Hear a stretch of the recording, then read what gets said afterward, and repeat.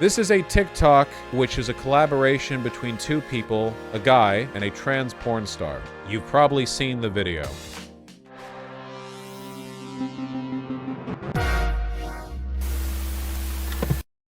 Lord knows that every time it gets posted, it gets a lot of views. So the basic premise of the video is that this cowboy-looking guy is going to talk about how trans women are great to sleep with, and the job of the trans woman is to look very pretty in the background. And to her credit, she does a great job of this. Yeah, we'll talk about this. I've seen a lot of people talk about whether this is allyship. 5 things I wish I would have known before dating a trans woman. Number 1, this girl is every bit of a woman, and then some. Think of her as that Happy Meal with the extra special toy that you haven't played with yet. Number 2, you say, hey Adam, I've already got that toy to play with myself. Holy shit, she's hot. Yes, I think one thing that we can all admit up front, we can sort of concede the first point, is that she is in fact very attractive. That's an easy one to hand over right off the bat. This shit is so hard to listen to, Lamau. Yes, it is. So this is trans-inclusive misogyny? Yes, it is. Why would we need a second toy to play with at the same time? Did we need a second Ace Ventura Pet Detective movie? Did the Chappelle Show need a second... Is this verging on fetishization? No, it's not verging on it. Second season? Did we really need to clone Kanye West to make a second? Wait, that's a bad example. But moral of the story is, good things come in twos. Number 3, you ever have one of those nights where you want to have a little bit of fun, but your schlong or chimichanga doesn't want to show up to the big game? No. Well, who better to understand than a woman who has dealt with those same complications? So now when she says, oh, it's okay, babe, it looks cute, you know she's coming from a place of empathy and not pity. Number 4, no, this does not make you gay. Listen, this is a little bit different than those sleepovers you and your bros used to have when you were younger. That was a little gay. Being with a woman of any kind means every part of her is feminine. And while I can't fully explain it, that feminine energy is the hottest thing in the world. You'll figure everything else out later. Number 5, this is a woman, and a very powerful woman, that's been through a lot to work towards the body and image that she identifies as. So if you want a conversation with sustenance, and not just a conversation about the avocado toast she had earlier, spend some time with a trans woman and you'll meet one of the most beautiful women you've ever met. So follow me for more dating advice with some of the most beautiful women in the world. Okay, so I wanted to play it all out in succession there so you could get the whole thing, you know. So I've seen a lot of trans people and not trans people talk about whether or not this is problematic or whatever. And I've noticed that a lot of the discussion kind of comes down to, or like where people side on this kind of comes down to, whether or not the person talking about it is an insecure baby trans girl who loves the idea of being picked up by and by a 6'3" cowboy whose muscles are bulging out of his shirt. Once you get rid of the people who are just desperate for the affirmation of a muscular cowboy, I think that the majority of trans people that I've seen talking about this have been generally negative towards it. And I think that, to be clear, I'm not here to cancel either of these two. This is promo for her sex work, and I think it's effective in doing that. I don't know anything about this guy, but I respect the gigantic hat. Whatever, I don't care. This isn't a criticism of either of them. This is just, I want to talk about the behavior, the attitude, imagine the backlash if the woman were of a racial demographic instead of being trans. Yeah, that's a great point that we'll get to. So, okay, so we've accepted the initial premises, right? She's hot, thank you. We can leave that aside because otherwise it would come up pretty often. And 2, he's being pretty cringe, but whether or not people are tolerant of that will come down really to whether or not they want to be crushed into a little cube by his large muscular hands. The term chaser is really misused in online discourse, okay? The way I've always seen it as, right, is that, let's be real here, most guys prefer cis women to trans women. I know, I'm sorry. But I think that's a fairly easy point to substantiate if you were to average everything out. There's probably an average bias towards cis people. It makes sense, though, that in a purely mathematical sense, there would be guys who would have a bias towards trans women, that they would actively prefer trans women for any reason or another, purely aesthetic, social, whatever. And that's just a product of the mathematical distribution, I don't think there's anything wrong with that. Certainly, I think it would be quite weird if you would go like, okay, well, most guys are mostly into cis women, and then there's like this small group of people who are perfectly 50-50 on trans and cis women, but then anything past that point towards favorability to trans women, that's chaser shit, right? I don't think that's true. I think the term chaser has been misused. And that bothers me a little bit because I have a lot of trans friends. And as somebody who has a lot of trans friends, I know their stories where they've met actual chasers. And there are behaviors to chasers that are like actually bad. And they're not so much about liking trans women as they are about the ways in which they like trans women and the way they treat them. And it's basically just about treating trans women like a fetish object, you know? Like, it's like I think there's a pretty substantial difference between being attracted to a characteristic and treating it as a kind of fetish object. Maybe you've experienced this in the past before. I know that a lot of cis women certainly have, because it's pretty normal, I think, in heterosexual relationships to be attracted to like a tits ass pussy kind of deal. Like, I think that's pretty common. It's been known to happen, certainly. But I mean, who here has ever been with a person who made them feel like an object in a negative way? I don't mean in a kink way. I mean like they didn't really seem to care about you and were purely interested in you in the sense that you possessed some identifier or body part they were into. When that really happens, not just like, oh, they think it's attractive, but they're reducing your personhood in relation to that object or whatever. I think you can feel it, you know? I can't say that, at least not to my knowledge, that it's ever happened to me specifically in relationships or hookups that I've had, but I have been talked to that way.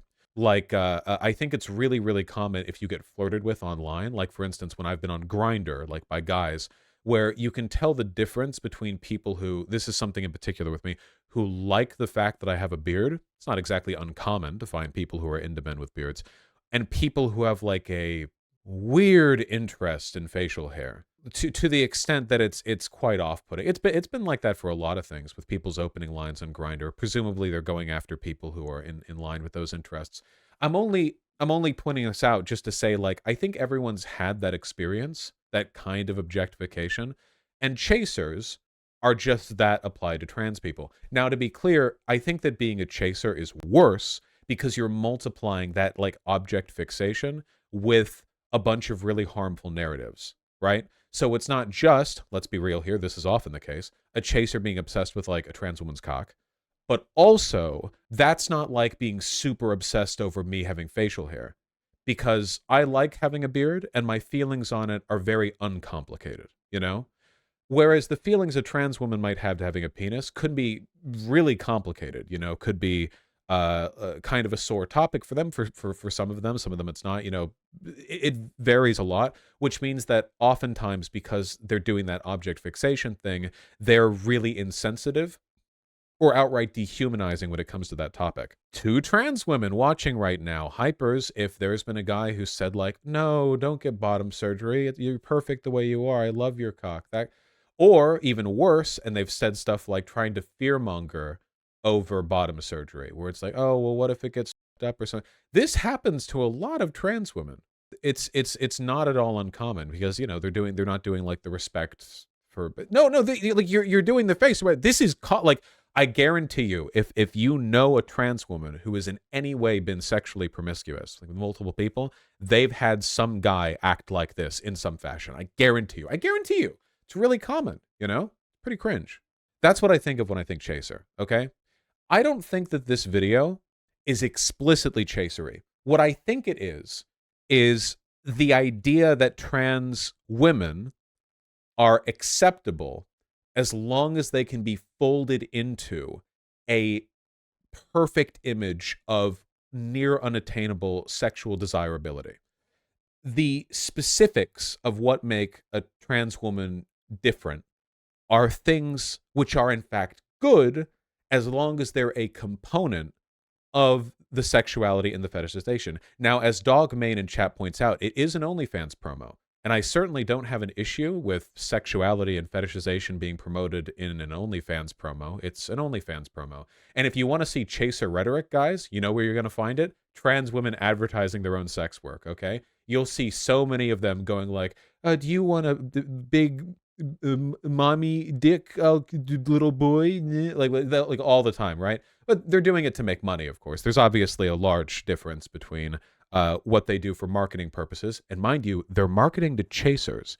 Seriously, talk with a trans OnlyFans worker And, you know, you can be, I've had this conversation with a few of them, you know, and it's like, oh, so, you know, that was a pretty wild message. And they're like, yeah, well, you know, like appealing to chasers is like 50% of doing OnlyFans work. Like it's a huge portion of it, right? Because they're the most dedicated and reliable patrons of trans sex worker content, which isn't good, but money is money. So that's why they tend to do that sort of thing. And I don't fault them for doing it.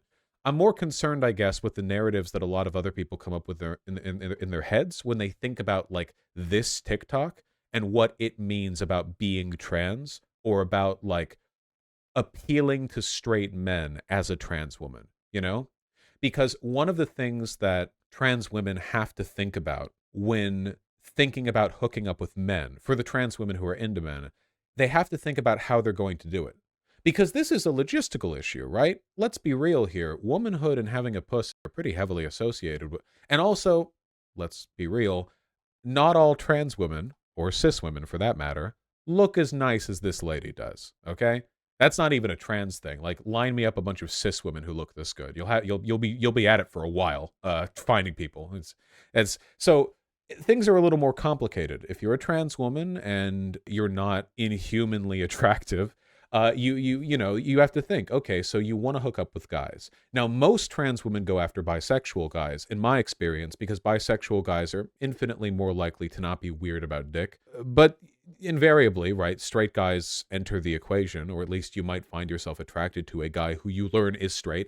And how do you approach them? How do you talk to them? How do you bring that up, right? What if you're a trans woman, you look pretty good, and there's like a friend of a friend, and you understand that they're a straight guy? Like, it's kind of weird to just go up to them and go like, hey, I have a penis. Do you want to hang out? Like, you're right. I'm not saying that it's unsolvable. I'm not saying it's impossible. I've seen people solve this social problem. It's just a part of the difficulty of getting along with people, but it's still a problem. And I think that sometimes people, sometimes trans women specifically, look at this and they're thinking, is this a part of that puzzle? Does this give me information on how to sell myself to straight men? Does this give me an idea of what I need to do or to be or to say or to present myself as to help solve that? The first thing this guy does, where he points at her penis and says, and then some, I don't think there's anything morally wrong with that. It's crass, but it's a sex work ad, so okay. Then she slaps it. Good for her. The Happy Meal with the extra special toy you haven't played with yet. Juvenile, I don't think there's anything necessarily wrong with it. Like, morally. When I say wrong with it, I mean, is it promoting a harmful narrative? Is it cringe? Sure. Like, I think it's quite cringe. But is it, like, harmful or problematic or whatever? You understand? Number 2, you say, hey, Adam, I've already got that toy to play with myself. Why would I need a second toy to play with at the same time? Did we need a second Ace Ventura Pet Detective movie? Did the Chappelle Show need a second season? I'm not entirely sure what this tangent is. It's kind of weird, though, because Dave Chappelle is currently on an anti-trans bent, and the Ace Ventura movie had a very transphobic conclusion. Like, the whole joke was that a person was a trans woman with a giant dick that was bulging through the underwear. Now, I know that's deliberate, right? Like, that's the reason he's saying this. He even makes the joke with Kanye. But it is kind of weird, right? I wonder how much you could argue this is meant to, like, assuage people's anxieties, to remind them that he is, in fact, aware of all these epic owns that trans people have been on the other side of. Like, hey, man, I'm not unaware of the culture and engagement, you know? Like, I know that people are always dunking on trans people, and I support them regardless. Is that good? Maybe. I'm not sure. Wait, that's a bad example. Kanye, haha. The moral of the story is good thing coming to. It's a meaningless statement, really. Number 3, you ever have one of those nights where you want to have a little bit of fun, but I don't even want to say this out loud. This is too much for me. But your dick doesn't want to show up to the big game. Well, who better to understand than a woman who has dealt with the same complications? I'm going to be a real SJW about this and really hit with the analysis and say that I think it's interesting that trans women's validity as straight men's sexual partners are being tied both to their ascribed impotence and also to their ability to calm you in your moments of impotence. Straight men, have you ever felt insecurity at your masculinity and sexual prowess? Well, here is a more emasculated penis haver who will understand what you're going through. That's how it comes off to me a little bit, right? Like, if you were to be, like, really, like, blunt about it, you know, in terms of it, like the argument is kind of you're being emasculated a bit by being soft, but she's being enormously emasculated by being a woman. Is that intentional? I don't know. I'm just saying it. I'm just saying words. Take from it what you will. I do think it's interesting, though, that would be prompted as a benefit. Also, by the way, not true. I guarantee you trans women are just as capable of being mean to you about not being able to get it up. In fact, they'll probably feel, just based on my experiences with trans women, they'll probably feel like it's probably because they have a dick. Like, it's an insecurity thing. Just to suggest, like, the idea that all trans women are like hyper rational guy brained. But that's it, isn't it? Because that's the next thing. That's the next thing that gets said, right?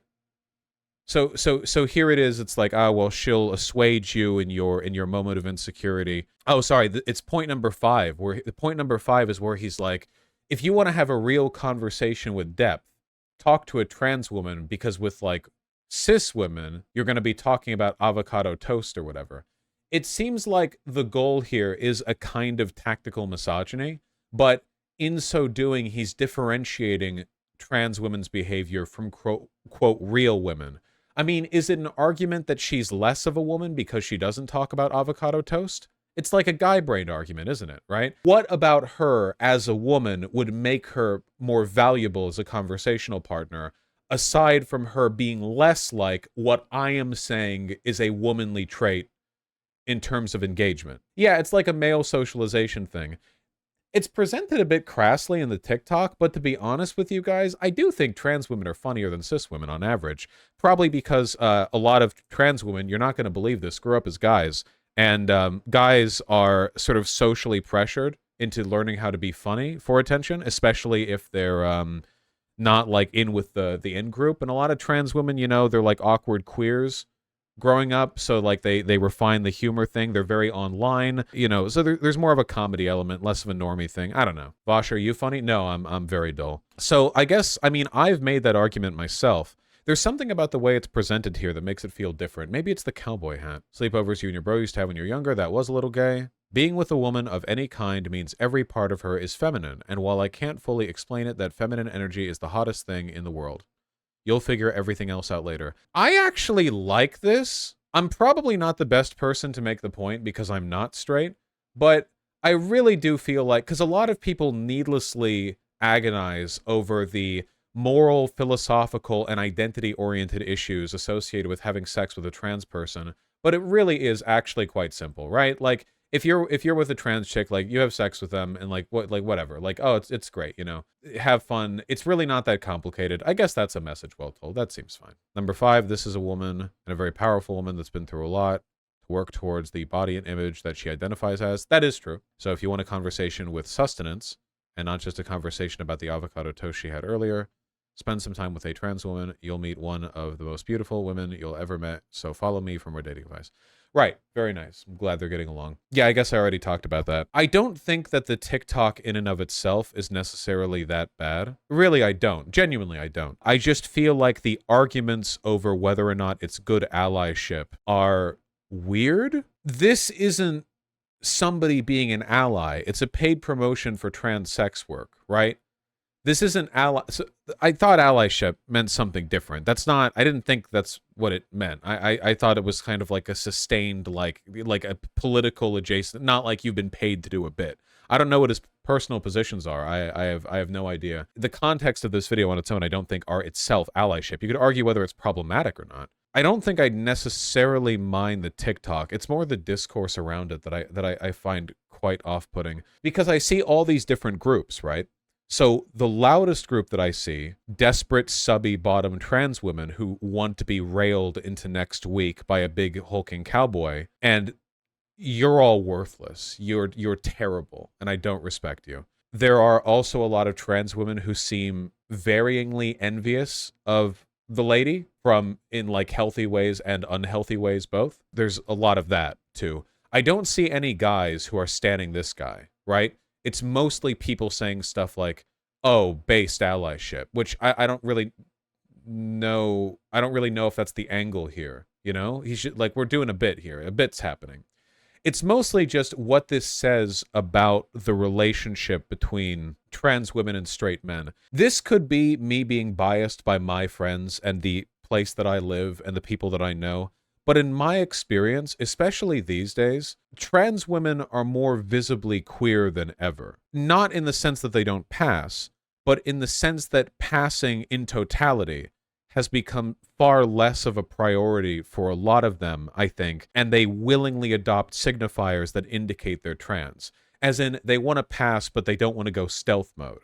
You know what I mean? Like, there are lots of trans women who want to look like cis women, but who wouldn't want to live as cis women, if that makes sense. Some do, sure, not saying they don't exist, but some do for sure. And it seems odd to me that there would be this giant bit of discourse on allyship and the acceptance of trans women in the context of heterosexual relationships, and it looks like this. You know what I mean? Because this isn't what a trans woman straight guy relationship looks like. This is what a Las Vegas crypto millionaire hiring prostitutes looks like. This is not indicative of the nature of that dynamic, and I wonder if this image would pull people in the wrong direction, where you'll have guys thinking that the way to appeal to trans women is to do this like over the top, almost patronizing fixation on how the transness makes her better. And then with trans women, it's like, oh, I'll be accepted by straight men. I just have to literally look like a 10 out of 10 perfectly cis-passing porn star. Like, Jesus, you know? But I'm not saying it's bad to be attractive or anything like that. That's fine. That's fine. I don't know. Does everyone who's watching, or at least a lot of people who are watching right now, understand why I'm talking this way? I didn't say I was going to take down the video. I said I was going to talk about the video. Okay, yeah. My goal here is not to epically own or debunk it. I just think that there's been a lot of interesting discourse, which we can take a look at. So we have the classic Johnny Bravo image here, right? Honestly, what a Chad dude bro allyship is still allyship, damn it. I think he's hot. I am not opposed to saving a horse and riding a cowboy. These two are just horny. Real Kenergy. She's a woman, though. That's what I said. Love how this was filmed in Las Vegas. Of course it was. He's a king and she's hot. Win-win. It seems like a lot of people's affirmation of this does come down to them being attractive, doesn't it? Because technically, all the arguments that he's making should, in theory, be equally valid if both of them were 5 out of 10s. But they wouldn't be, right? Because a lot of these arguments, even if they're nominally divorced from attractiveness, they only really work in the context of two pretty people being next to each other. A kind of implicit acceptance of these things in the context of trans women being passing and very attractive. Why call subby T women worthless? New here? Jesus. It's just people talking about them being attractive, I guess. I don't know. Meh, it's giving Chaser vibes. I'll do Findom and CBT on him. See, even here, god damn it. I'm telling you with these people, man. The two opposing discourse, yeah. Yeah, I saw a lot more discourse the last time that got posted, not this time. It's an OnlyFans ad, what'd you expect? Look, it'll go up in a segment. Rewatch what I said.